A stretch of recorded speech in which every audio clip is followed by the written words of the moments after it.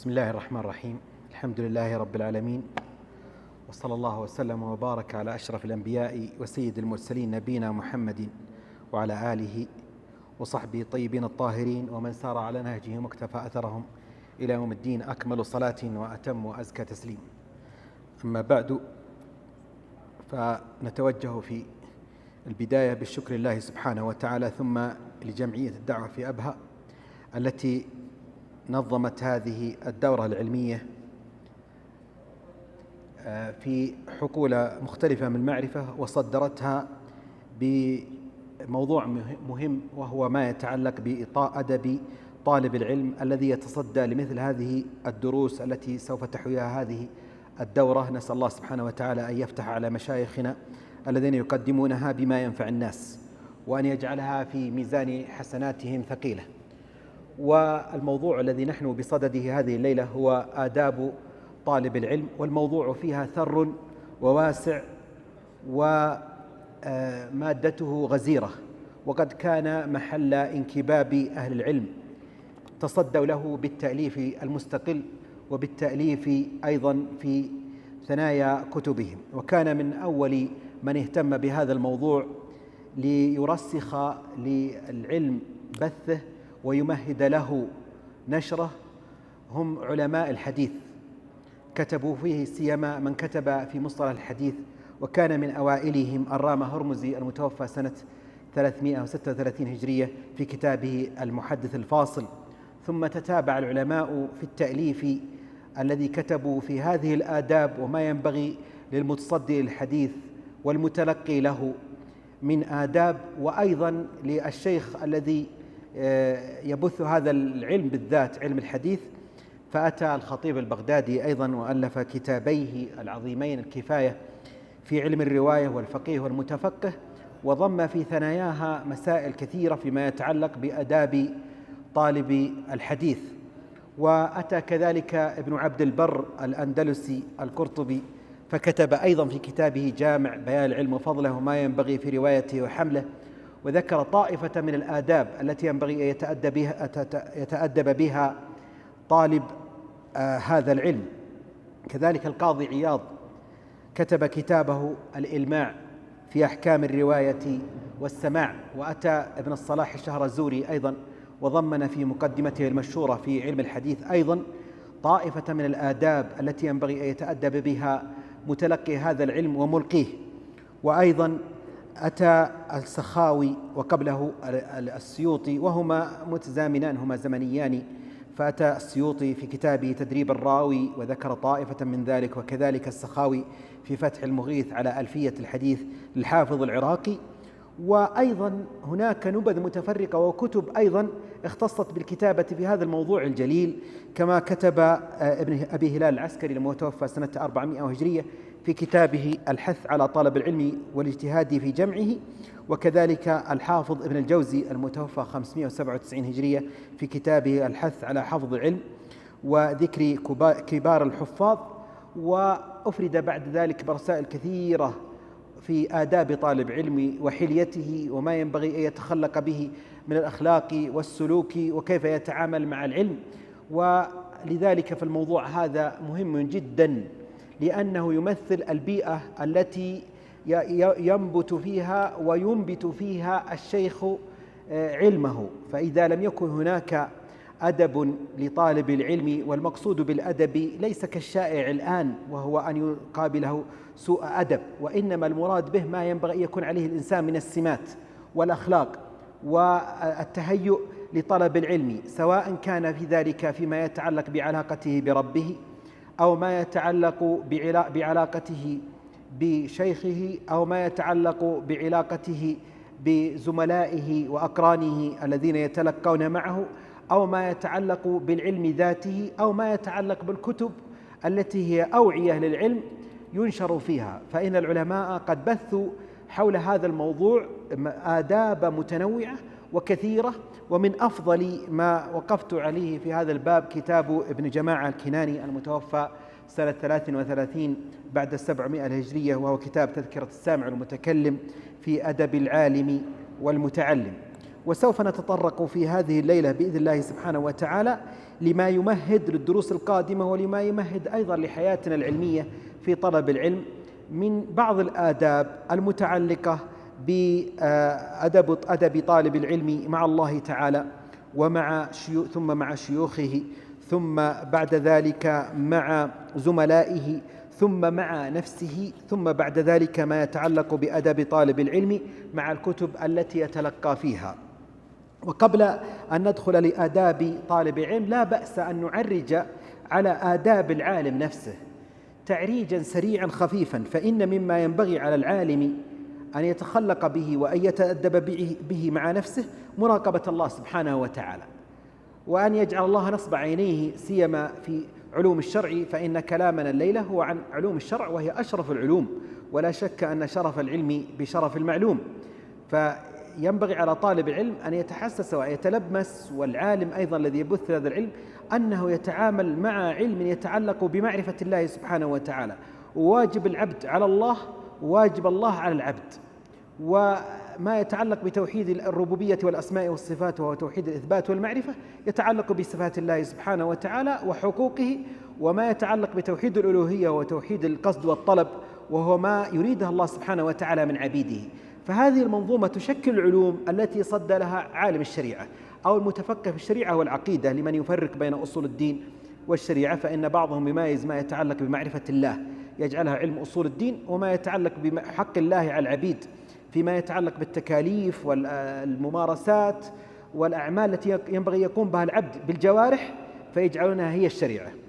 على كل حال هذا كله يتعلق بالله سبحانه وتعالى، فلذلك ينبغي على الإنسان أن يتحسس هذا الأمر وأن يحس به وأن يراقبه دوما، وأنه الآن واسطة بين الخلق والخالق. انتهى الأنبياء وانتهت النبوة وبقي العلماء ورثة الأنبياء، فأنت في سبيل بثك لهذا العلم تسير ضمن منظومة سابقك فيها هم الأنبياء وخاتمهم محمد صلى الله عليه وسلم، فينبغي أن تراقب الله تعالى. ثم مراقبة النفس، ما ينبغي يكون الإنسان عليه في علاقته بالناس وبالخلق من أن يتخلق بأحسن الأخلاق في نفسه. أيضا الانتفاع بالوقت والإنصاف، إنصاف الإنسان من نفسه وإنصاف الإنسان من تلميذه. وإذا وقف العالم مع مسألة فرأى الحق في غيرها وكان قد رجح فيها فليعد إلى الحق، فإن الحق قديم لا يغيره شيء، كما قال عمر رضي الله عنه وأرضاه في كتابه لأبي موسى الأشعري. بعضهم يتمسك برأيه ويتعصب له حتى وإن كان ظهر له الحق في غيره فإنه يتمسك به، وهذا ليس من الإنصاف. أيضا الإنصاف في علاقته بتلاميذه، أن يعدل بينهم وأن ينصف في لحظه ولفظه، فإنه كالقاضي مع الخصوم، والقاضي ينبغي أن يعدل بين الخصوم ويساوي بينهم. كذلك العالم لا ينبغي أن يميل لإنسان طالب بأي نوع من أنواع الميل الذي يميزه عن غيره، ويكون له في رسول الله صلى الله عليه وسلم وأخلاقه مع أصحابه أسوة حسنة. أيضا يتخفف العالم من الدنيا، فإنه إذا نافس أهل الدنيا حقر في عينهم. وينبغي، لا نقول أن الإنسان يعيش فقيرا، ولكن ألا تكون أكبر همه وألا تكون شغله الشاغل، فإن الدنيا متى ما دخلت في علاقة بأي نوع من أنواع العلاقة دخل معها حظوظ النفس كثيرا. أيضا يعتني بمظهره الخارجي ولباسه وهيئته وما ينبغي أن يتشكل عليه من أحسن شاكلة ومن أحسن منظر وأحسن صفة.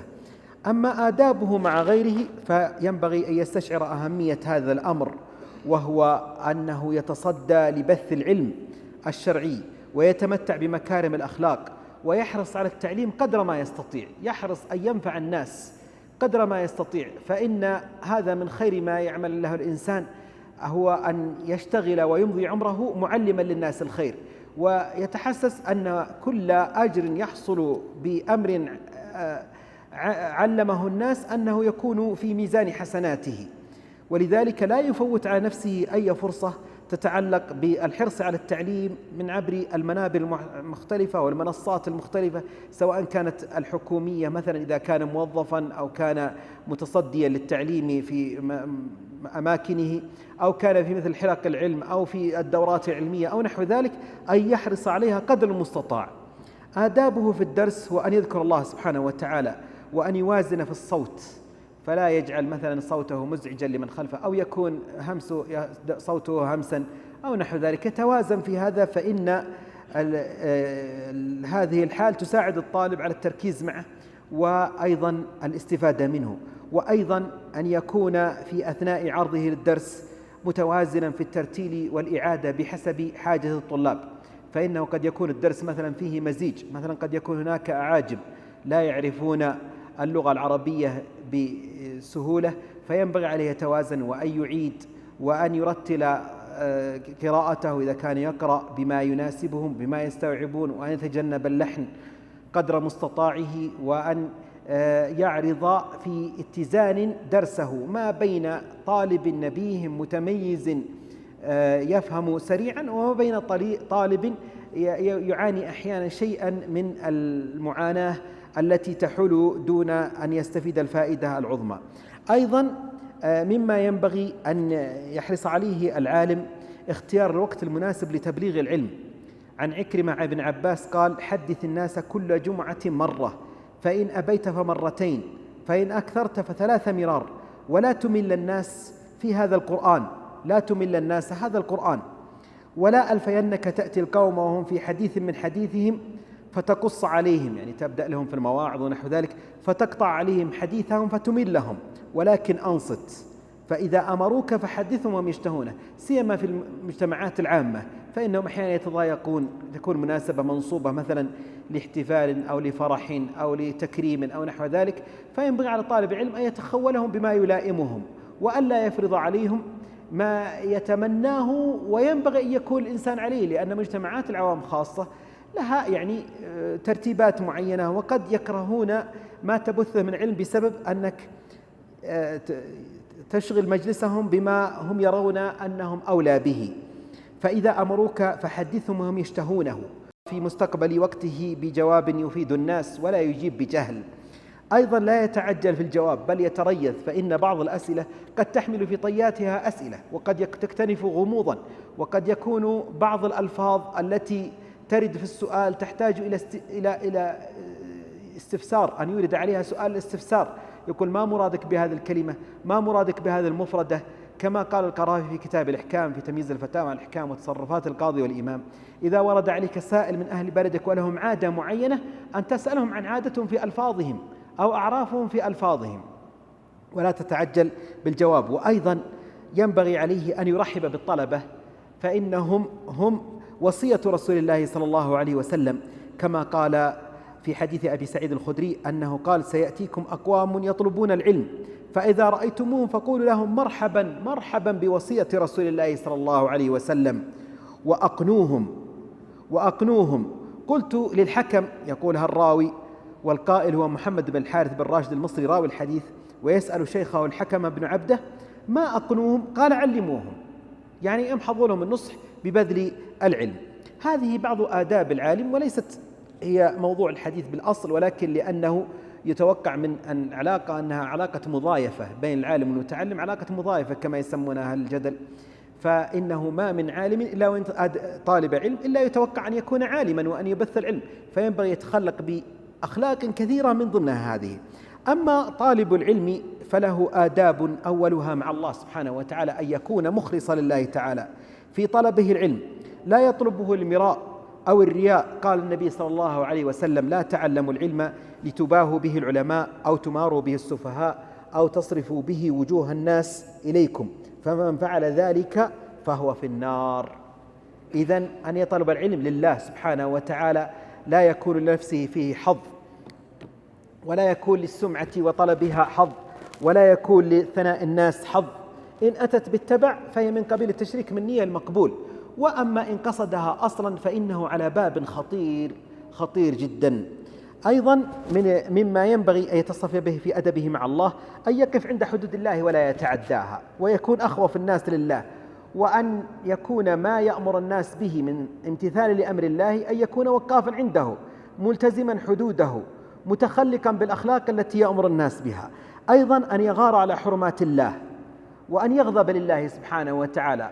إذا رأى المعروف فرح به وأمر به، وإذا رأى المنكر اقشعر جسده وخاف منه وكرهه وأنكره قدر مستطاعه. فإن بعض الناس يغوص في المنكر وكأنه لا يهمه، وإذا رأى معروفا لم يفرق معه كثيرا. هذا أمر خطير، لا بد لطالب العلم أن يكون من أكثر الناس فرحا بانتشار المعروف وتأييدا له وحثا عليه وتشجيعا عليه. وإذا رأى المنكر خاف منه، وليعلم أنه متصدي من أعظم المتصدين للأمر بالمعروف والنهي عن المنكر، لأن بعضهم يرى أنه كأنه لا يهمه. لا بد أن تنكر المنكر بمعروف، وأن تكون إذا لم تستطع أن تنكره بإزالته بالطرق المعروفة أن تتمعر في أقل الأحوال، فإن هذا مما ينبغي أن يكون من سمات طالب العلم. وأيضا أن يسلم لما جاء من الأحكام والتشريعات عن الله عز وجل، ولا يقدم رأيه على النصوص الشرعية الواردة عن الله سبحانه وتعالى وعن رسوله صلى الله عليه وسلم، فلا يغلبه حظ النفس. إذا أتاك يا طالب العلم شيئا من أمر الله ورسوله فينبغي أن تكون أكثر الناس امتثالا ومبادرة وتسليما. يا أيها الذين آمنوا لا تقدموا بين يدي الله ورسوله واتقوا الله إن الله سميع عليم. أما آداب طالب العلم مع شيوخه فهو أن يجتهد ويتحرى في اختيار أصحاب الديانة والتقوى والورع من العلماء. قال ابن السيرين وغيره: إن هذا العلم دين فانظروا عمن تأخذون دينكم. وقال الخطيب البغدادي: ينبغي للمتعلم أن يقصد من الفقهاء من اشتهر بالديانة وعرف بالستر والصيانة. يتحرى من اشتهر بالديانة ويترك أهل البدع وأهل المعاصي الذين يغشونها وإن تأولوا في ذلك. يتحرى لدينه وينظر من يأخذ عنه هذا الدين، ويتجنب أهل البدع وأهل الضلالة إلا إذا اضطر إليهم، كأن يكون في بلد لا يحسن نقل العلم هذا الذي هو بحاجة إليه، خاصة من علوم الآلة. فإن مثلا المنطق والجدل قد تجد من يتصدى لها، أكثر من تصدى لها هم من اشتغلوا بعلم الكلام، من اشتغل بعلم الكلام، لأنها متوقفة معرفتها على معرفة نبذة وجملة مهمة جدا من علم الكلام، لا سيما في المصطلحات في تركيب الأدلة ونحو ذلك. فربما أنه لا يتصدى لها أحيانا في بعض البقاع والأماكن إلا من كان متخلقا بأخلاق أهل الكلام وقائل بمقالاتهم، وفيها من البدع أحيانا وفيها من الضلالة ونحو ذلك. فإذا اضطر الإنسان فإنه يتلقى هذه العلوم على أصحابها، ولكن ينتبه إلى مزالقهم، فإن لهم في علومهم أخطاء كبيرة شنيعة. إذا كان العالم خاملا وهو ممن ترجى بركته، قال ابن جماعة الكناني: كان النفع به أعم. خامل الذكر، فإن الناس أحيانا يعرضون عنه وقد يجدون عنده ما لا يجدونه عند مشتهر، فإنك قد تجد في النهر ما لا تجده في البحر. وإذا سبرت أحوال السلف والخلف لم تجد النفع يحصل غالبا والفلاح يدركه طالبا إلا إذا كان الشيخ من التقوى بنصيب وافر، وعلى شفقته ونصحه للطلبة دين ظاهر، وهو تجده في الغالب متواري على الأنظار لورع مثلا، أو لأنه يرى أنه لم يستكمل ما يحتاجه من الشروط والصفات والضوابط ليبث العلم فيتوارى. وربما كان عنده من العلم سيما علم الآخرة ما لا تجده عند المشتهر الذي يتناقله الناس في المنابر ويدعونه ويحرصون على حضوره. أيضا يا أخوة الكرام، مما ذكره ابن جماعة الكناني أنه قال فيما يتعلق بالخامل الذكر والمشتهر، قال: كذلك إذا اعتبرت المصنفات وجدت الانتفاع بتصنيف الأتقى الأزهد أوفر، والفلاح بالاشتغال به أكثر من ذلك الذي يكثر من التصنيف لكي يبث علمه أو لكي يشتهر أو يتداول الناس اسمه. وليجتهد طالب العلم على أن يكون الشيخ ممن له على العلوم الشرعية تمام الاطلاع، وله مع من يوثق به من مشايخ عصره كثرة بحث وطول اجتماع. يعني من فقط من يبحث لنفسه هذا فائدته قليلة، ولكن تحرى من يعالج المسائل العلم مع الناس ويباحثهم ويسألهم ويرد عليهم ويردون عليه، فإنه أنفع، لأن بعضهم يشتغل مع نفسه ويؤلف ويرى الناس مذعنون له لأنه لا يخرج إلى أهل العلم، فقد يظن بنفسه أن مقالة السليمة مستقيمة، وليس هناك أنفع العلم من مدارسته والمناظرة فيه. المناظرة فيه تكشف لك خطأك وتبين لك حجمك وتظهر لك قيمة خصومك وتبين لك الحق الذي قد يكون خافيا عليك. أما بعضهم يكون مشتغلا معتكفا على نفسه ويتباهى بذلك، يقول أنا منعكف على نفسي، منزوي على نفسي، مجتمع على نفسي، معتزل الناس. هذا لا تطمئن إليه، فإنه ربما كانت عنده أخطاء لا يكشفها إلا الخروج للناس ومناظرتهم. كان السلف أيها الأخوة الكرام ينهون عن أن يتفقه الإنسان على بطون الكتب، كما قال الشافعي: من تفقه من بطون الكتب ضيع الأحكام. من تفقه من بطون الكتب ضيع الأحكام، يعني لا يدرس على شيخ. وكان بعضهم يقول: من أعظم البلية تشيخ الصحيفة، أي الذين تعلموا من الصحف. وقال بعضهم: من كان شيخه كتابه كان خطأه أكثر من صوابه، لأن الحق لا يكون في كتاب واحد ولكن في عدة كتب، ولأن هناك من العبارات ما قد يخفى، وهناك من المصطلحات ما قد يغمض. وقد جربنا بمزاولة مدارسة العلم مع زملائنا ومع التلاميذ الذين نعتبرهم زملاء لنا أن هناك من الخفايا في الكلمات والعبارات ما يظن الإنسان أنها على وجه وهي لها معنى آخر ومراد آخر، فيتلقى هذا على كتاب معين ويظن أنه أصاب الحق وهو قد أخطأه. أيضا من آداب طالب العلم مع شيوخه التواضع والإجلال والتقدير. كان بعض السلف إذا ذهب إلى شيخه تصدق بشيء وقال: اللهم استر عيب شيخي عني ولا تذهب بركة علمه عني. وقال الشافعي رضي الله عنه: كنت أصفح الورقة، أقلبها بين يدي مالك صفحا رفيقا، مالك بن أنس لأنه شيخه، صفحا رفيقا هيبة له لئلا يسمع وقعها. وقال الربيع بن سليمان المرادي وهو أخص تلاميذ الإمام الشافعي: والله ما اجترأت أن أشرب الماء والشافعي ينظر إلي هيبة له. وأيضا من آداب طالب العلم مع شيخه ملازمة الاستفادة من هديه وسمته، ليكون مقتديا به في أخلاقه متشبها به في أفعاله لينشأ عليها ويتجنب ما يخالفها. والنبي صلى الله عليه وسلم قال: من تشبه بقوم فهو منهم. أيضا من آداب طالب العلم مع شيخه التأدب في الجلوس بين يدي شيخه وحسن الإصغاء إليه وألا يتشاغل عن ذلك بشيء.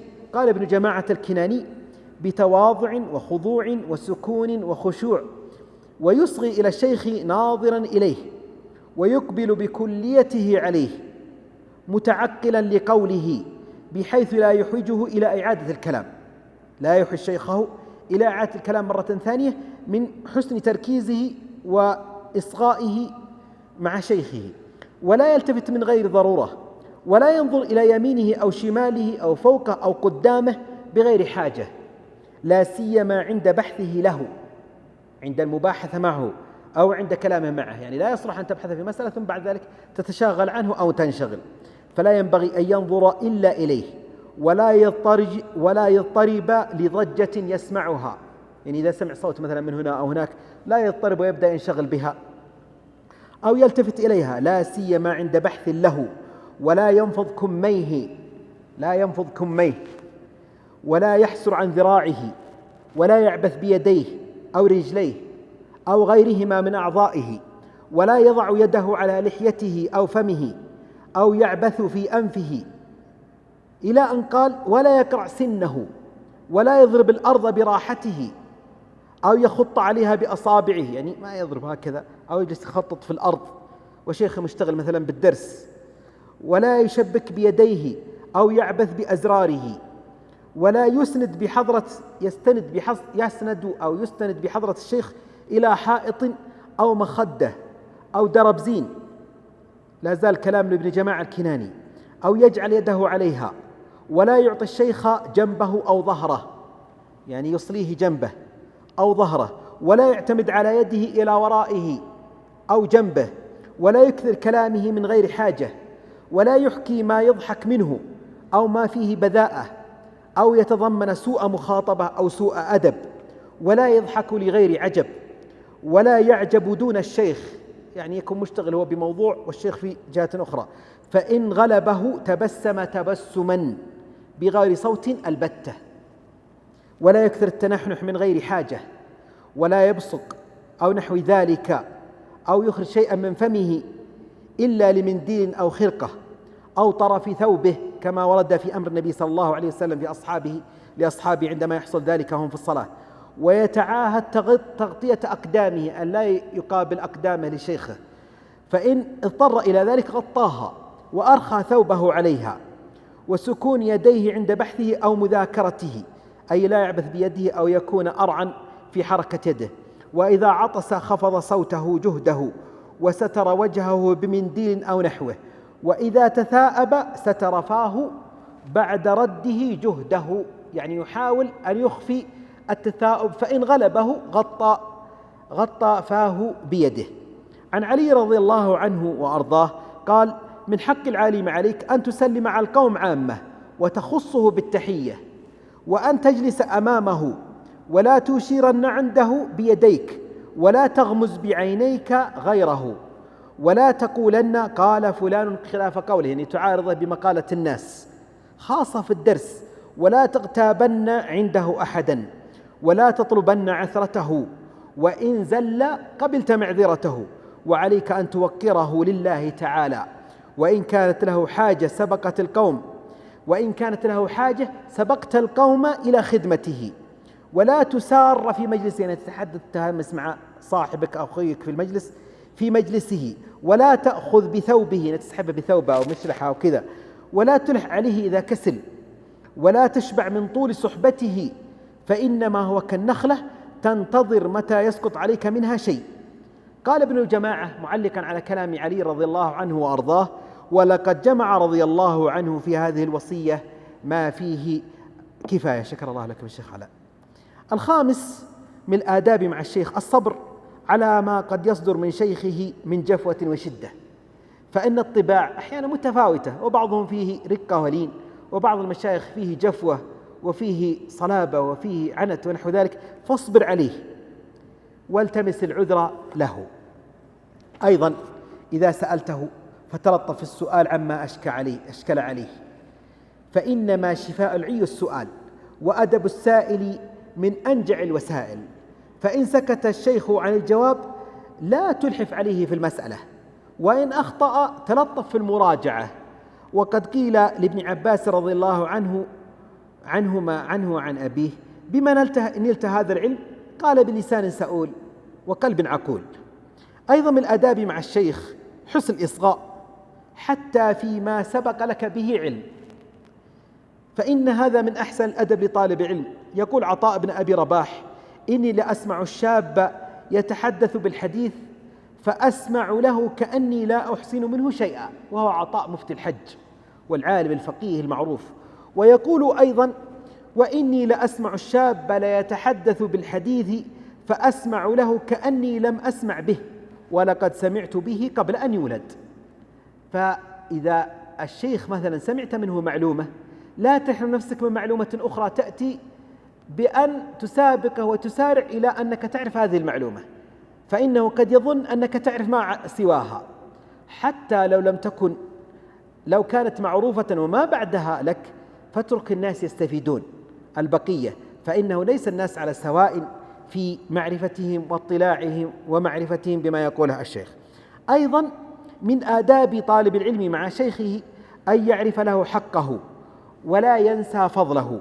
قال شعبة: كنت إذا سمعت من الرجل الحديث كنت له عبدا ما يحيا. وقال: ما سمعت من أحد شيئا إلا واختلفت إليه أكثر مما سمعت منه، يتردد إليه دوما. ومن ذلك أيضا من الآداب أن يعظم حرمة شيخه ويرد غيبته ويغضب لها. يعني إذا ذكر شيخك في مكان واستطعت بأدب أن ترد على القائل فرد، فإن بعض الناس قد ينتقص مثلا شيخا، وإن من حقه عليك إذا نقل معلومة ليست صحيحة عنه أو فتوى لم تعرف عنه، سيما إذا كانت إلى الشذوذ أقرب، أو تكون قولا مهجورا، أو أنت تعرف من ملازمة شيخك أنه لم يقلها، فذب عنه بأدب. فإن عجزت عن ذلك قمت وفارقت ذلك المجلس لكي لا تسمعهم وهم يخوضون في حديث هو منه براء أو يتعرضون لعرضه، فلا تستطيع أن تذب لأنك تعرف مكانتهم وقيمتهم. فإنه ليس من الأدب أيضا أن تباشر الناس بالرد على أقوالهم، خاصة إذا ارتفعت مقاماتهم إما في سن أو في منصب أو في كونك بين جمهور من مثلا مذهب ما.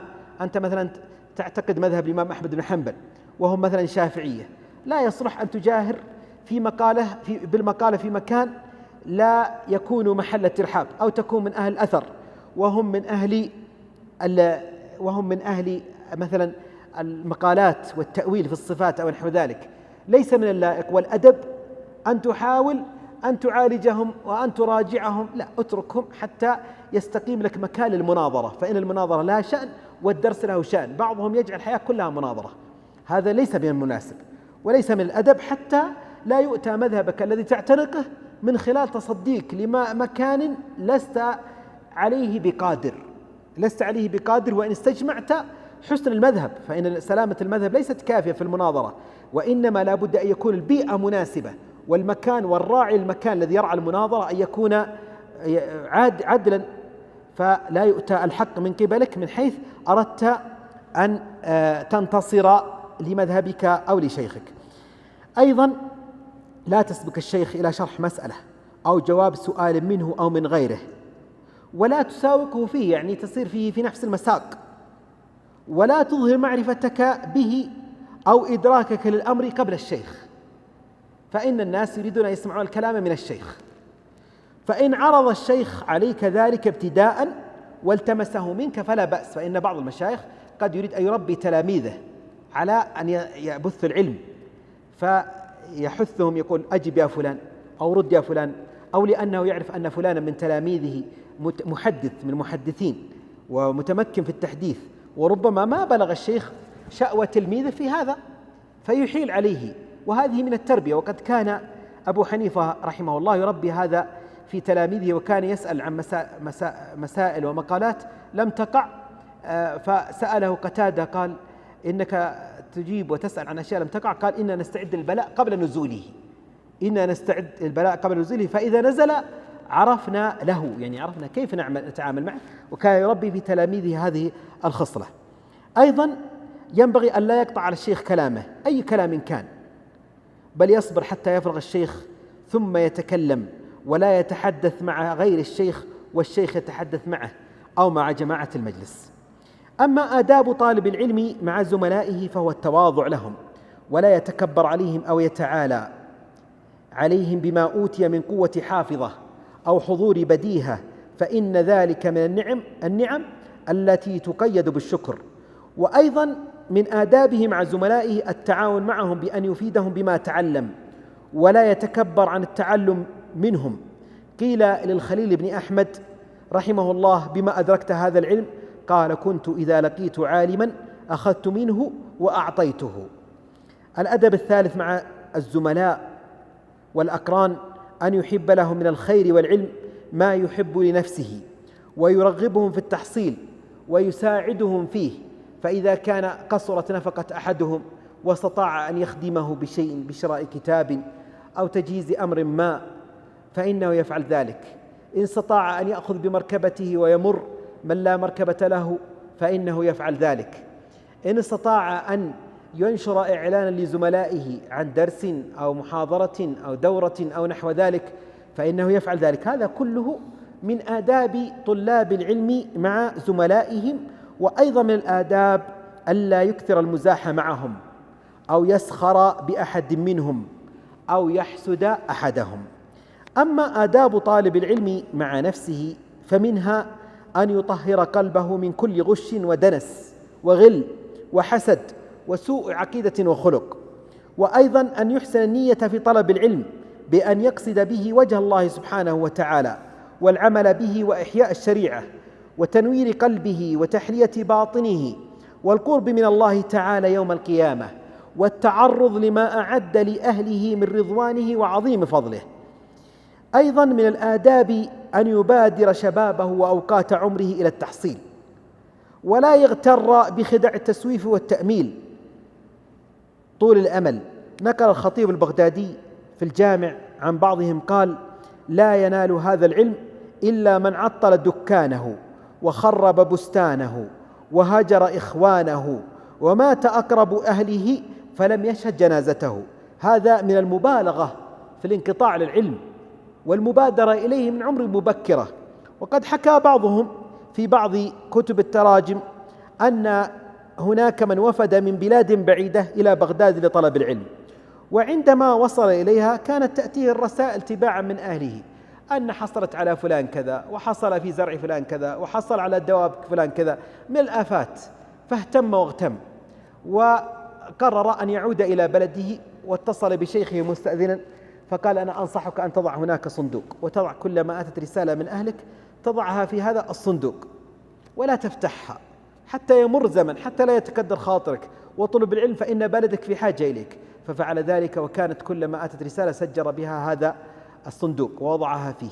وبعد أن أمضى قرابة 15 عاما فتح الرسائل، فإذا فيها من الرسائل قبل 15 عاما أن هناك من الأحداث من لو فتح الرسائل لانقلب إلى أهله وترك طلب العلم، وكان قد تصدر العلم وتصدى له وصار عالما يشار إليه بالبنان ويتلقى عنه الأقران ويبث البيان. وكان من بركة عدم فتح تلك الرسائل أنه استمر في هذا. من يستطيع أن يصبر على هذا؟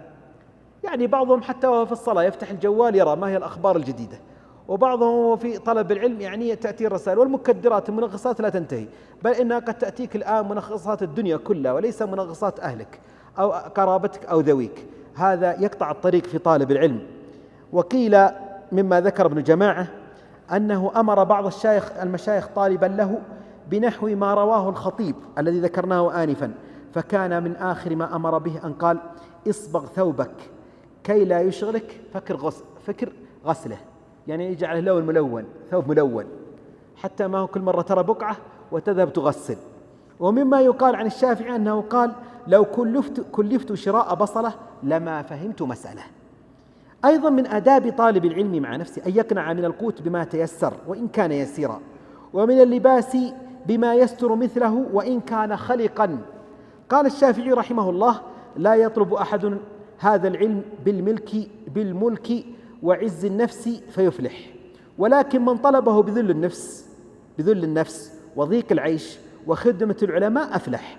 وقال: لا يصلح طلب العلم إلا لمفلس. المفلس يعني الذي ليس عنده كثير مال يتجر فيه. قيل: ولا الغني المكفي؟ قال: ولا الغني المكفي.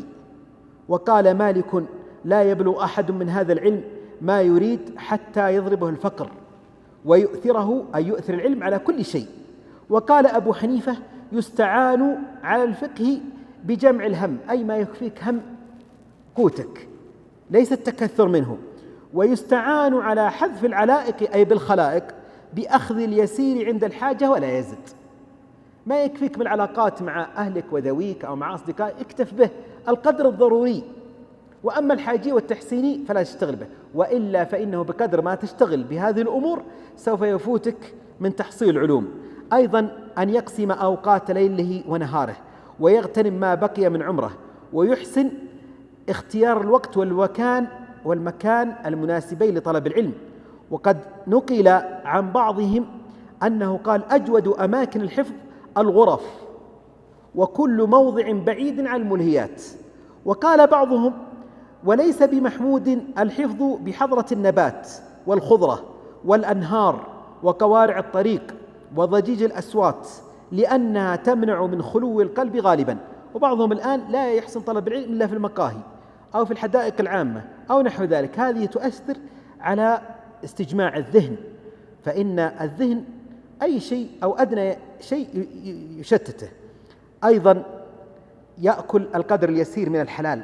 قال الشافعي رضي الله عنه: ما شبعت منذ 16 سنة.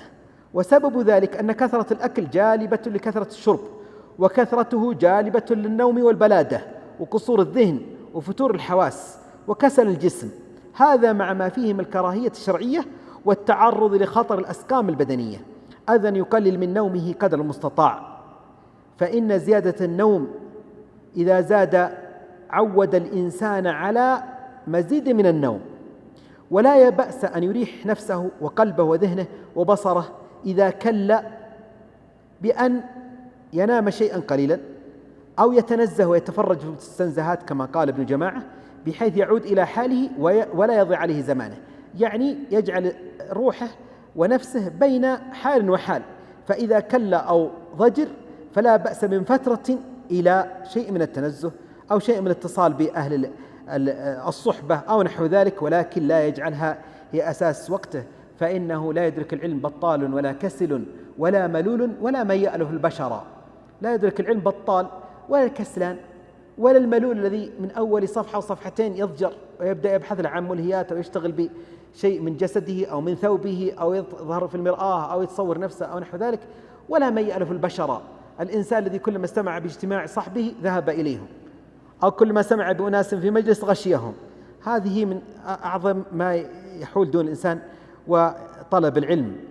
أيضا مما ينبغي على طالب العلم أن يعمل بعلمه، وعامل بعلمه وعالم بعلمه لم يعمل معذب قبل عباد الوثن. وعن علي رضي الله عنه وأرضاه: هتف العلم بالعمل فإن أجابه وإلا ارتحل. قال الشعبي رحمه الله: كنا نستعين على حفظ الحديث بالعمل به، وكنا نستعين على طلبه بالصوم. ويقول وكيع بن الجراح: إذا أردت أن تحفظ الحديث فاعمل به. أيضا من آدابه أن يلتزم الأدب في نفسه ويتعلمه من شيوخه. قال مالك رحمه الله: كانت أمي تعممني وتقول لي: اذهب إلى ربيعة فتعلم من أدبه قبل علمه. ربيعة الرأي، ربيعة بن عبد الرحمن، فإنها كان عاش يتيما وهي التي ربته أمه، وأمه لها علينا حق الدعوة في هذا المجلس أن نسأل الله سبحانه وتعالى يرحمها رحمة واسعة، فإنها صرفته عن تعلم الغناء ونحو ذلك إلى حلقة ربيعة، وقالت إن هذا الصوت، تقصد صوت الغناء، لا يصلح من بين شارب ولحية، ولكن يعني ما يصح إلى الجواري، ولكن عليك بحلقة ربيعة. وكانت تعممه لكي يحس بالثقة في نفسه وهو غلام صغير، حتى اتجه، فكان ربع الفقه في العالم الآن هو فقه الإمام مالك رحمه الله. هذا بسبب التوجيه من الأم الفاضلة والأب الفاضل أن يحثون ولدهم وأن يرشدونه إلى مثل هذا المسار الذي صار الناس الآن يستفيدون من فقه الإمام مالك رحمه الله رحمة واسعة. قال عبد الله بن مبارك: كانوا يطلبون الأدب ثم العلم. وقال أيضا: كاد الأدب يكون ثلثي العلم. وقال أبو زكريا العنبري: علم بلا أدب كنار بلا حطب، وأدب بلا علم كجسد بلا روح. أيضا مما ينبغي على طالب العلم أن يجتهد في تحصيل العلم ويصبر عليه. قال يحيى بن أبي كثير: لا يستطاع العلم براحة الجسم، لا يستطاع العلم براحة الجسم، ولا يمني نفسه ويسوف في الطلب ويؤجل الطلب إلى وقت الفراغ، فإن لكل وقت شغلا ولكل زمان عذرا. لا ينفك زمان من أن يكون هناك عذر يمكن يعتذر به الإنسان عن طلب العلم، بل اطلب المزيد من العلم ولا تقنع بما حصلت منه، وليكن شعارك وقل ربي زدني علما. أيضا أن يتدرج في طلب العلم، لأن التدرج سنة عامة في التعليم وفي غيره، ومن طلب العلم جملة فاته جملة، كما قال الزهري رحمه الله: وإنما يدرك العلم حديث وحديثان، يعني شيء فشيء. ولعل هذا بعض الحكمة في نزول القرآن منجما على مدى سنين البعثة، وأمر الله لنبيه صلى الله عليه وسلم أن يقرأ على الناس على مكث، لأن هذا أدعى لحفظ العلم وتثبيته. وأن يجتهد أيضا في الاطلاع على مختلف علوم العصر، بحيث يعلم شيئا عن كل شيء ولا يكون غافلا، فإن جزء من علوم الشريعة متوقف على معرفة علوم الدنيا. قال الغزالي أبو حامد محمد بن محمد المتوفى 505 هجرية رحمه الله رحمة واسعة: ألا يدع طالب العلم فنا من علوم المحمودة ولا نوعا من أنواعه إلا وينظر فيه نظرا يطلع به على مقصده وغايته على أقل الأحوال، ثم إن ساعده العمر طلب التبحر فيه، وإلا اشتغل بالأهم منه واستوفاه وتطرف من البقية أي ابتعد، فإن العلوم متعاونة وبعضها مرتبط ببعض، ويستفيد منه في الحال وقد يستفيد منه في المآل ما تعلمه في بداية الأمر. أما خاتمة الآداب فهو الآداب مع الكتب، آداب طالب العلم مع الكتب. ينبغي لطالب العلم أن يعتني بتحصيل الكتب المحتاج إليها ما أمكنه شراء، وإلا فإجارة أو عارية، لأنها آلة التحصيل، ولا يجعل تحصيلها وكثرتها حظه من العلم وجمعها نصيبه من الفهم، كما يفعله كثير من المنتحلين الفقه والحديث. هذا كلام ابن جماعة. بعضهم الآن يتباهى لا يترك معرض كتاب إلا يجرم الكتب، وعهد بالكتاب بعد أن يدخل إلى منزله أو مكتبته يصف فيها كل ما هذا، قال هذه كتبي هذه كتبي، كأن هذا مما كان يذمه المتقدمون. بل خذ من الكتب ما تقرأه أو تحتاج إليه في بحث، ولا تجعل همك جمع الكتب فقط. يستحب إعارة الكتب لمن لا ضرر عليه فيها ممن لا ضرر منه بها، وينبغي للمستعير أن يشكر المعير ذلك، أن يشكر للمعير ذلك ويجزيه خيرا، ولا يطيل مقام الكتاب عنده من غير حاجة، بل يرده إذا قضى حاجته، ولا يحبسه إذا طلبه المالك. بعضهم إذا أعار كتابا لا يرده المستعير إلا بعد أن يصب هذا المعير ماء وجهه، وربما تعلقت به حاجته. وقد أدى هذا كثيرا إلى أنه يحجز كثير من أهل العلم أنهم يعيروا كتبهم مع شدة الحاجة إليها، سيما الطبعات النادرة التي لا تكاد تكون موجودة وأشبه بالمخطوطات. فهذا حقيقة حرم الناس خيرا كثيرا. أو يعود الكتاب وقد أصابته آفات أو تلف أو نحو ذلك، وهذا يعني مما لا ينبغي أن يتأدب به المستعير حقيقة. إذا نسخ من الكتاب أو طالعه، إذا نسخ من كتاب مثلا أو طالعه فلا يضعه على الأرض مفروشا منشورا، بل يجعله بين الدفتين مثل هذه الدفة التي هذا يرفعها على الأرض أو كرسي.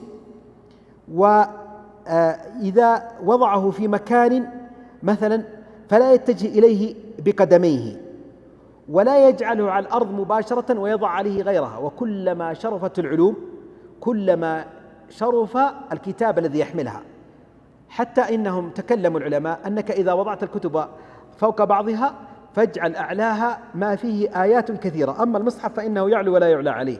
لكن لما مثلا كان هناك كتاب تفسير وهناك كتاب حديث وهناك كتاب فقه، اجعل الفقه الأدنى ثم اجعل فوقه كتاب الحديث ثم اجعل فوقه كتاب التفسير، لأن كلام الله سبحانه وتعالى يعلو على غيره، ثم حديث النبي صلى الله عليه وسلم، وهكذا. واجعل أسفلها وأدناها هي الأرض ما قل شرفه بالنسبة إلى غيره. أيضا يا أخوة الكرام، لا يجعل كتاب خزانة الكراريس يضع الأوراق داخله حتى يتوسع ويتفكك أو غيرها، ولا مخدة، هذا كلام بالجماعة الكناني، ولا مروحة ولا مكبسا ولا مسندا ولا متكئا ولا مقتل البق وغيره. بعضهم إذا الكتاب عنده شاف بعوضة يعني أخذها به كأنها أداة لقتل البعوض.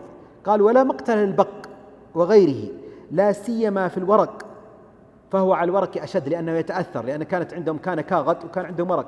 الكاغد هو نوع من جليل من أنواع الخشب، يعني كان يوزن به الأشياء، كان كالورق كالذهب والفضة. فيقول يعني إذا كان الكتاب يتعرض إلى آفة فلا تعرض للآفة بمثل هذه الاستعمالات. أيضا إذا استعار كتابا فينبغي له أن يتفقده عند إرادة أخذه ورده. وإذا اشترى كتابا تعهد أوله وآخره ووسطه، فإنه قد يكون فيه بياض أو يكون فيه سقط. ترى هذا كلام بالجماعة الكناني المتوفى 733، وقد وجدناها نحن الآن عندما اشترينا بعض طبعات الكتب أنها يكون مثلا هناك في الطبعات تعرفون يصيبها آفات، إما تسقط ملزمة أو يأتي صفحات بياض أو نحو ذلك. فينبغي عليه إذا اشتريت الكتاب أن تتصفحه حتى تستفيد منه الفائدة الكبرى. فقال إذا اشترى كتابا تعاهد أوله وآخره ووسطه وترتيب أبوابه وكراريسه، ويتصفح أوراقه ويعتبر صحته هل هو صحيح أو لا، ومما يغلب على الظن صحته إذا ضاق الزمان عن تفتيشه، ومما يغلب على الظن صحته إذا ضاق الزمان عن تفتيشه ما قاله الشافعي رضي الله عنه، قال إذا رأيت الكتاب فيه إلحاق وإصلاح، الذي يسمونه الآن ماذا يسمونها التعليقات على المخطوطات. إذا رأيت تعليقات وشروح فاطمئن إليها، فإن هذا يشهد لها بالصحة كما قال الإمام الشافعي في زمنه، فكيف بنا في هذه الأزمة؟ إذا رأيت تعليقات المشايخ ونحوهم فإن هذا مما يدل على أنهم ارتضوا هذا الكتاب. وقال بعضهم لا يضيء الكتاب حتى يظلم، لا يضيء الكتاب حتى يظلم، يعني إذا أصبحت الحواشي عليه كثيرة وكذا. ينبغي أيضا أن يتجنب الكتابة الدقيقة في النسخ، يعني بعضهم يكتب خطا صغيرا لا يكاد يقرأ، بل إن بعض العلماء فضل أن يكون الكتابة بالحبر على المداد، وهناك فرق بين الحبر والمداد. لماذا؟ لأن بعض الكتابة سريعة الزوال فلا يستفيد منها الناس، أو تكون دقيقة فلا تقرأ. فإذا كنت مثلا تكتب عن شيخك والكتاب هذا سوف يصل إلى زملائك مثلا وينقلونه أو يصورونه، فالتمس القلم الذي يمكن يقبل التصوير، وأيضا الذي لا يزول بسهولة، وأيضا الخط البارز الكبير حتى يقرأه من بصره كليل ومن بصره قوي. هذا أيضا كان بعض السلف إذا رأى خطا دقيقا قال هذا خط من لا يوقن بالخلف من الله تعالى، يعني كأنه لا يريد أن يكون له ثواب في هذا الخط. وأيضا مما ذكر العلماء أن الإنسان إذا أخذ كتابا فإنه لا يثنيه ولا يكتب عليه ويعلق عليه بقلم إلا وقد اطمأن بالنقل. ما هو كل كلام تسمعه تكتب على حاشية الكتاب أو طرته أو غاشيته. وأيضا يعني لا بد أن يكون الشيخ الذي تنقل عنه له مقالة معتبرة. وأيضا احترم الكتاب، فإن بعضهم يأخذ الكتاب ثم يبدأ يكتب عليه بالقلم أو بالهايلايت كما يسمونه أو التضليل من كله أسطرة. هذا ليس فيه احترام الكتاب. اجعل لك ورقة جانبية ملزمة تفرغ فيها ما ترى أن يكون. والآداب أيها الأخوة الكرام كثيرة، ولكن هذه نبذة منها عرضنا بها بين يدي هذه الدورة التي نحن نستقبلها. أسأل الله سبحانه وتعالى أن ينفعنا وإياكم بما قلنا وما سنسمع بإذن الله سبحانه وتعالى في هذه الدورة. وأحث الزملاء الكرام الحضور والأبناء الأعزاء على حضورها والاستفادة منها واستفادة من بركة المجلس. والله أعلم، وصلى الله وسلم وبارك على نبينا محمد وعلى آله وصحبه وسلم. جمعية الدعوة والإرشاد وتوعية الجاليات بأبها، بالدعوة نحيا.